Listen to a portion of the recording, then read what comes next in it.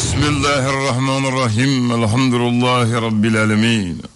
Eken ñaare de ñaare la ou de Kalabando. Ñaare la. Ah de ñaare la. Ñaare ko daga yoro. Ko bi cugudi. Ça va. Wati bi cugudi. Agafsa. Soro yi dara jona de. Yi dara jona soro. Mati banane bora mati tinte kanam. Ibaro ne ma mati deuxième mi-temps la gago. Isra. Ah bon. Isra loko. Aywa. Ba bi ta soro ta ko ni manya. Ma to ba la bulu. Ci ñaare je ko bi cugudi. Agafsa. Ko kafsa alhamdulillah ni ko kafsa wa kan ko kafsa ko sobi so bulla meni garanda la ko falibada sobi so bulla meni garanda la garan jumay ka sa Saint Flasrigue era ma foko ka Saint Flasrigue ko ni garanda la don ko falibada o winda fo mboy bi se ko do la bi toto quoi ko ni sheba na den ko yo susulu kala to e ka tugu jitala ko hera bana ko londala ka susulu kala to e ka tugu jitala ko hera bana ko susulu ko londala hera bana parce que show bolu be bo susulu gero ño fenga fu mënu me bimbi olu be bolu la ni ay olu boray ka tugu jitala ko c'est que ñu monter susulu gero la ba ko jele muye ko ñoo fie muso yi wodo muso mu ñoo fie ko ni fie la ma bi la ma no fe olu be baraga ni fie ni o ko ni fie la ma bi la ma no fe o ko ri ñego no ay o kelen to koro i mo bi ñagaro ne bi tawro de bo yoro secret o che no ka fo tori ma baka rom na ka bi bugu ni ma ko dangoro la ko tegere fo bi mo ga ka ko tegere fo bi charo mina ko dongela ba ko flash wodo donc yana kala je ni dunu fo ni tegere fo bi chayo mina ko dengela ba mo rejidi ma ka yanga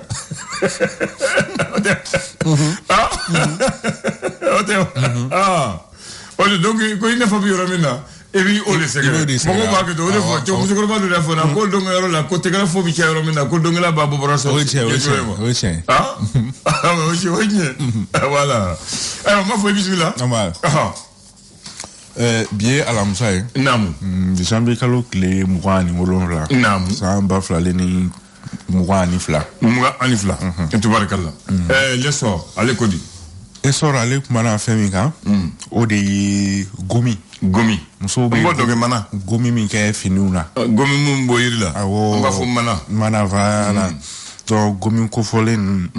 ko ame wakati mna iko sisa abarakelo ko ni gelea be uka ka sabu ke embargo ko fole nge parce que ko muso ko no ko gomi ko fole no bo ko afamba ko ta fere mali ko ka nga ko ame wakati mna iko sisa ko gelea ko be uka gelea ko fole be talike sida ni yo mo mo ko kembe ka embargo min ta ka nyeshi malima esor ni aleka la sele alibi ani esor beto no fait metalik maître Muntakatal fo la dala lipto ka ke chugomina aka partindo esnidi o kon beto ka ni sayele mana oni kuna fudelo be borla sigike ani ka sankura koni hera koni bo baroke do kun konnana maître Muntakatal ale la selike ka ira ka fo ka ba ni sido mo ko fani yo mo ko fe ngali mini atale no kanja shimalima useka fere bela jelen tiga chugomina walu ko folle abseka bo ama chugomina ina fo mali biseka segi a chugokoro ula chugomina maître Muntakatal ni aleka la selie alibi amni esorbe to no fa sisa amta nyono ka olu fe no anga fintiki la ka olu ka wuli ka joko nin kera sababu ye ko ame wakati na iku sisa ko nyono ka ko nin ko ube ka fien sama u la fiale ko ndo la kana ko ta fanfela ola ala ko tanye ami alibi ani esorbe to no fa farkolo nyanaje ta fanfela la yira ka fo mali koni alidi Guinée Équatoriale ka tulanci koni ko kunun koni ama ja malila mali koni ale bora tiro bidla na bi fo ma ko goyi gafaga ko akara loterie awo aywa l'indépendant ko di indépendant ale kuma na feminga o de yi ko danwa oluka findigila kami ni olukon be force takuba kon nana anga chamanja fanga nyamo kon kele nga foko olukon ku ka ko sonu ka kasaw che ka segi u boyro kon na ko mun kon dana mi metalike ina jamana munumbe Union européenne kon nana olu kon ayira ka fɔ k'u bɛna ɲɔgɔn lajɛba kɔni kɛ sini ɲɔgɔn lajɛba min yɛrɛ kɔni ka laɲini kɔni ye force takuba yɛrɛ don n'a nataw la ale ko bɛna kɛ cogo di ko sini kɔni Union européenne mɔgɔw ka lasigi kɔni fanba bɛna boli nin kan force takuba min bɛ Mali la don n'a nataw la a ka baara taabolo o bɛna kɛ cogo jumɛn o la indépendant nin ye ale ka laseli ye hali bi ani indépendant bɛ to ɲɔgɔn fɛ min bɛ tali kɛ Bamaja wale kɛlɛla kɛrɛnkɛrɛnnenya la maa minnu n'olu bɛ nin juguya walew ale ni binkanni ta ka ɲɛsin mɔgɔw ma Bamako ale ni a dafɛ dugu kɔni na an ka finitigilakaw ka wulikajɔ kɔni o sera ka kɛ sababu ye ka mɔgɔ 90 kɔni ka se ka dankari olu la mun ma kofɔlen kɔni ko bɛ bi mɔgɔw kan k'u ka moto n'u ka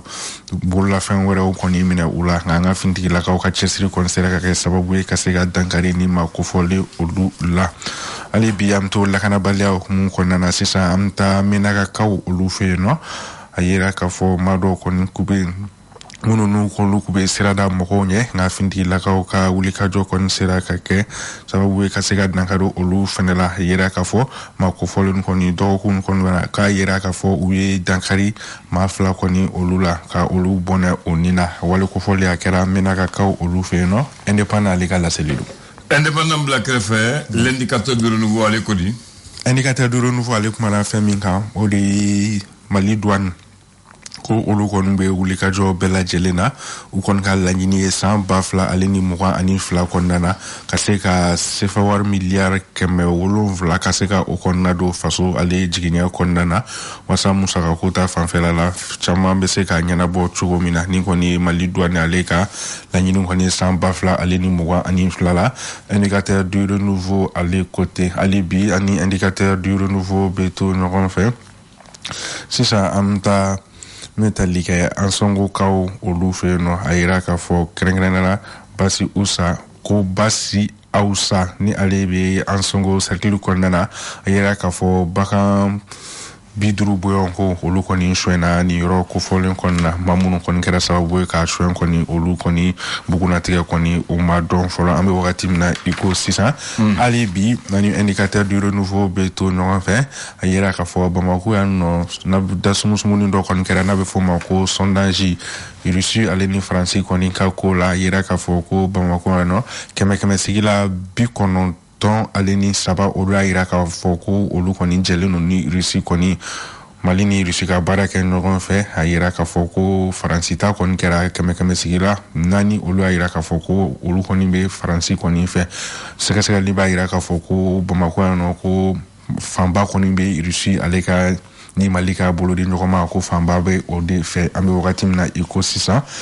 indicateur du renouveau ni ye ale ka laseli ye hali bi ani indicateur du renouveau bɛ to ɲɔgɔn fɛ sisan an bɛ taa Burkinakaw olu fɛ yen nɔ Burkina fanga d'Afrique kɔni kɛra olu fɛnɛ kɔni fɛ ko yala ko Burkina ale bɛna Mali kɔni ladege wa ni ka jɛɲɔgɔnya kɔni kɛ ni Russie fɛnɛ ye o ɲininkali tɛnkunnen don indicateur du renouveau o kɔnɔna na.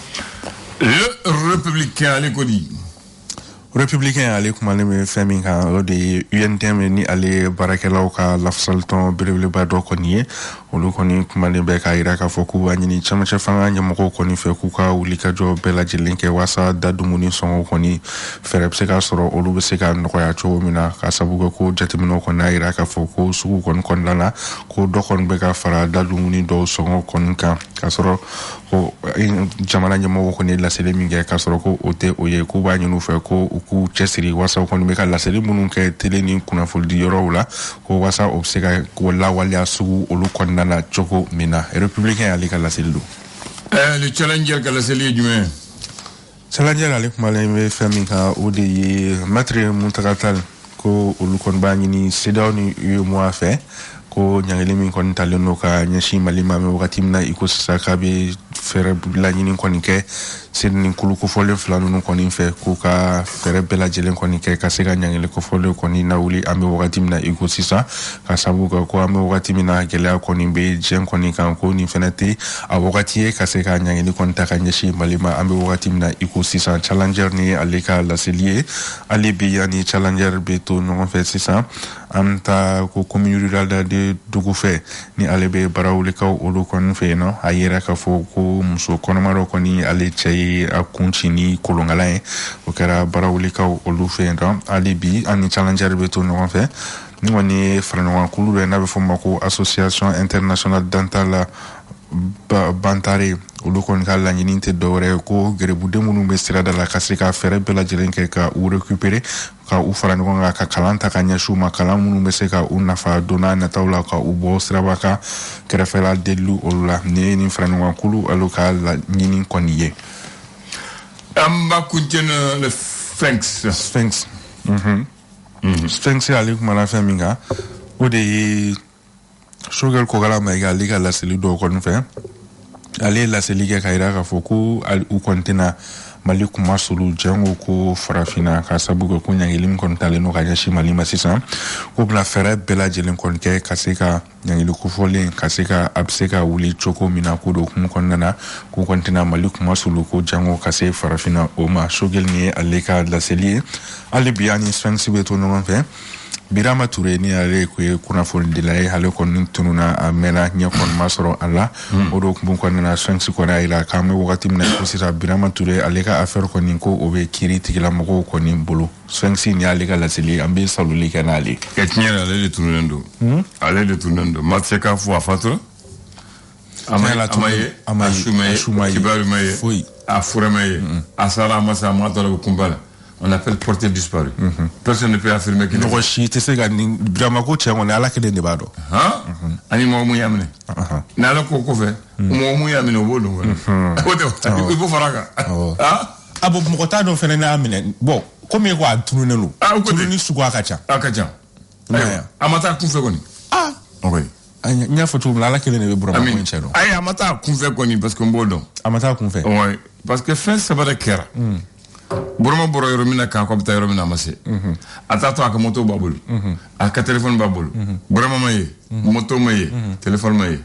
hali bi non n'a y'a sɔrɔ moto ni téléphone yɛra fɛn quoi mais téléphone ma ye moto ma ye ale yɛrɛ ma ye kuma bɔ yɔrɔ de la aya i y'a faamu sisan n y'a faamuya sisan Burama bɛ se ka tunu moto ni téléphone bɛ tunu wa ayi olu kɔni ko kan ka ye donc kuma bɔ yɔrɔ de la i ye n ka kuma faamu sisan n y'a faamuya sisan i y'a faamu sisan n y'a faamuya bon bi an bɛna an ka tɔgɔw kuncɛ kunnasini ne y'a daminɛ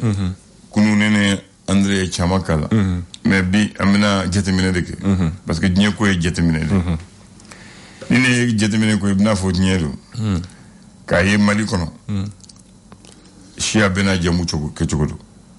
siya bɛɛ bamananw bozo bɛɛ mais ne y'a kɔlɔsi fɛn saba bɛ malgré k'an tɛ yɔrɔ kelen an tɛ laada kelen ye an tɛ siya kelen ye mais o bɛ an bɛɛ fɛ Mali bɛɛ la o y'an bɛɛ jɛ ye o ye jumɛn a kelen siya dɔ bɛ yen waralen don Mali bɛɛ la i taara kɔrɔn fɛ o tilebin fɛ o waradugu o kɛnɛdugu o i b'o siya o jamu sɔrɔ siya bɛɛ la Mali la i bɛ se k'o siya fila fɔ ne yan i bɛ se ka fila fɔ ne yan jamu bɛ siya jamu de don n ko jamu naani bɛ yen n'i taara Mali yɔrɔ o yɔrɔ a kɔrɔn fɛ o a tilebin fɛ o a waradugu o i b'o siya sɔrɔ a jamu bɛ sɔrɔ Kulibali i y'o sɔrɔ Jara i y'o sɔrɔ Traoré i y'o sɔrɔ a tɔrɔ fila ye dɔrɔn ni y'o sɔrɔ i y'a dafa donc i b'a yɛrɛ y'o jateminɛ Kulibali Jara Traoré Cissé Touré awɔ i taara si o siya fɛ Mali la yɔrɔ o yɔrɔ yɔrɔ awɔ bɛ parce que Cissé fila bɛ Cissé Cissé ka ca a ka ca o ye ne ka jateminɛ fɔlɔ ye donc ni ne b'a yɛrɛ k'an ye kelen ye donc n'i taara hali kɔrɔn fɛ ɲɛfɛn kɛ dugu kuturu bɛ o bɛɛ ye Jara dugu kuturu bɛ o bɛɛ ye Kulibali kɔrɔn fɛ ne de y'o fɔ ye bi Cisséw bɛ yen Traoréw bɛ yen Touré bɛ yen voilà o ye jateminɛ fɔlɔ o de kama tuma dɔw la n'i ye mɔgɔw ye kana fɔ i ye siya ye n'i kana Kulibali ko bamanan don Jara bamanan i b'a ɲininka fɔlɔ c'est comme Kati zone fɛnɛ la yɔrɔ dɔw bɛ olu bɛɛ Traoré Jara ni fɛngɛw ye o bɛ Kati zone na ye Kati zone na o tɛ a fɔlɔ ye aflana fɛn saba bɛ yɔrɔ b'a la a bɛ mɔgɔw jateminɛ mɔgɔw ye kulu don mais siya tɛ kulu don mais siyaw tɛ Mali la o fana bɛ yɔrɔ bɛɛ i b'o dɔn siya tɛ dɛ siya tɛ kulu don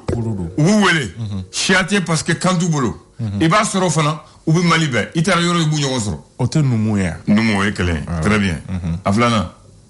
n tɛ filanan dɔn jeliw awɔ i taara kin o kin siya o siya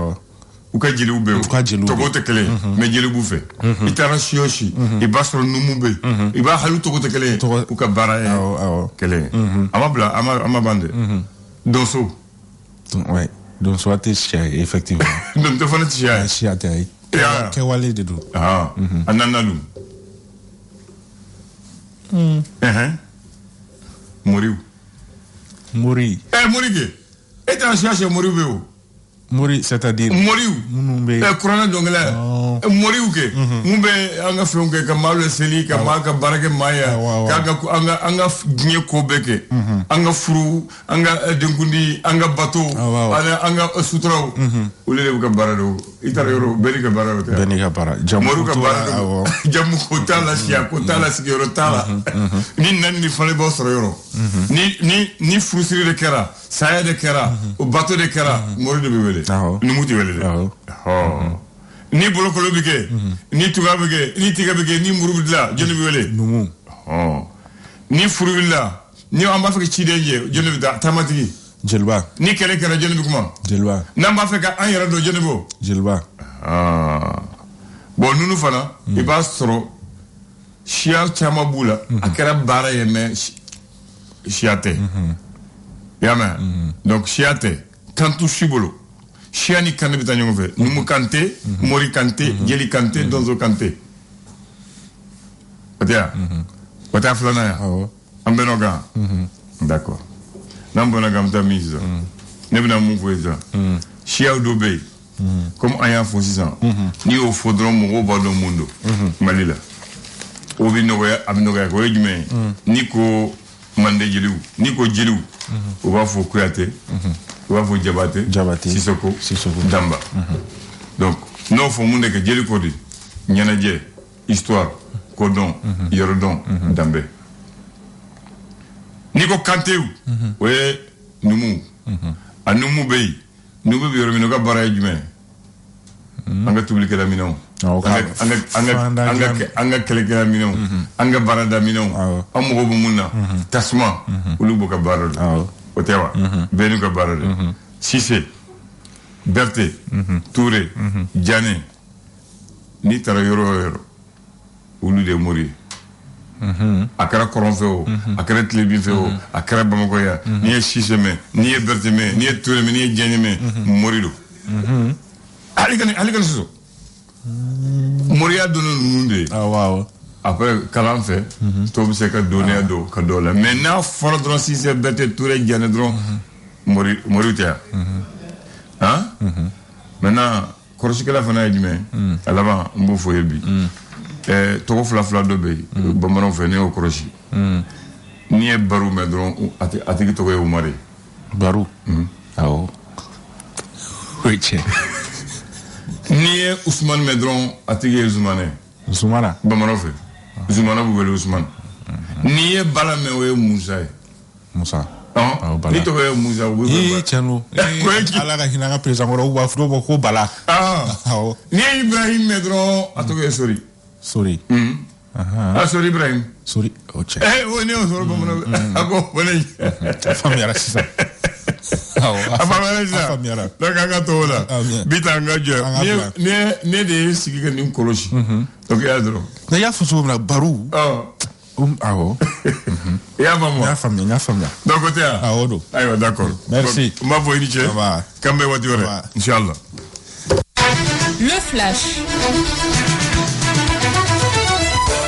le flash d'information avec la rédaction de Clédou Info.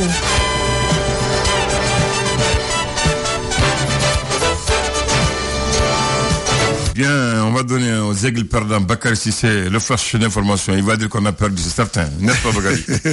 Oui, donc c'est le fait. Voilà, donc le Mali a perdu hier et le Mali quitte la compétition. C'est la Guinée équatoriale qui a arraché sa qualification au tir au but. 6 tirs contre 5 après 120 minutes de jeu. Les deux équipes conservaient encore les capitales du coup d'envoi 0-0. C'était à Limbé. Cette fois-ci, cette formation équato-guinéenne va affronter le Sénégal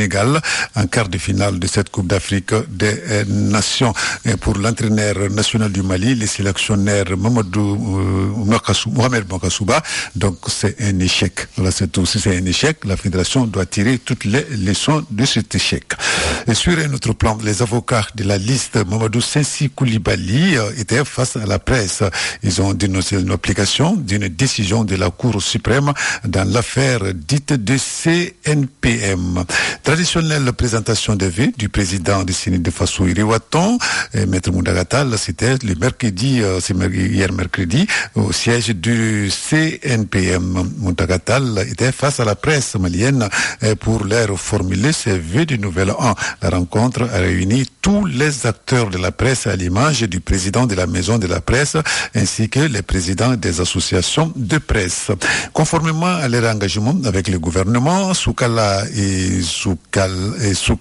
Nsoukala s'engagent à ne pas augmenter les prix du sucre. Les deux sociétés vont augmenter leur capacité de production, une façon pour elles d'aider l'État à faire face à la situation difficile du pays. Voilà, donc l'information a été donnée par les présidents du conseil d'administration de ces deux sociétés. Il s'agit donc de Zig Hing.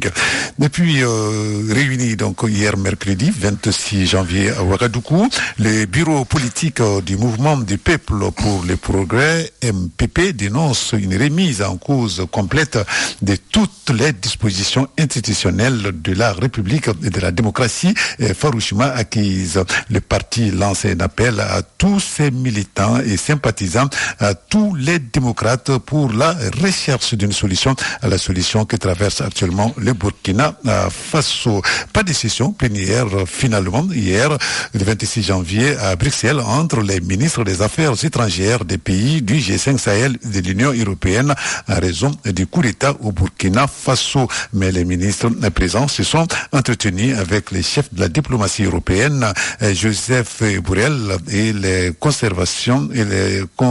donc ont été bien sûr autour donc les conversations je veux dire ont été bien sûr autour donc du Mali, du Burkina Faso et de Wagner. Voilà, donc c'est tout Abdoulaye pour ce flash d'information. Merci de l'avoir suivi. Vous allez retrouver la rédaction dans moins d'une heure pour d'autres infos sur notre antenne Radio Clé 12 101.2. Bien, maintenant